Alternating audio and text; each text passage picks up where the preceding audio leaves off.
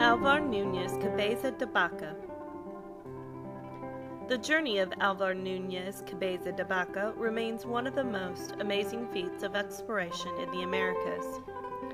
Cabeza de Vaca was born into the Spanish nobility in 1490.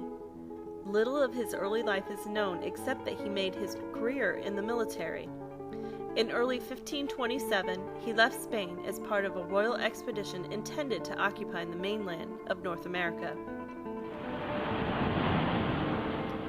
After their fleet was battered by a hurricane off the shore of Cuba, the expedition secured a new boat and departed for Florida.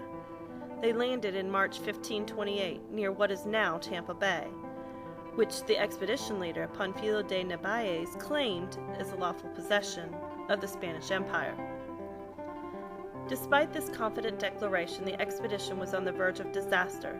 Narváez's decision to split his land and sea forces proved a grievous error, as the ships were never able to rendezvous with the land expedition. The party soon overstayed its welcome with the Appalachian Indians of northern Florida by taking their leader hostage. Expelled and pursued by the Indians, suffering from numerous diseases, the surviving members of the expedition were reduced to huddling in a coastal swamp and living off the flesh of their horses. In late 1528, they built several crude rafts from trees and horse hides and set sail, hoping to return to Cuba. Storms, thirst, and starvation had reduced the expedition to about 80 survivors when a hurricane dumped Cabeza de Vaca and his companions on the Gulf Coast near what is now Galveston, Texas. They were initially welcomed, but, as Cabeza de Vaca was to remember, La mitad de los nativos murieron por un problema en los intestinos y nos cumplieron a nosotros.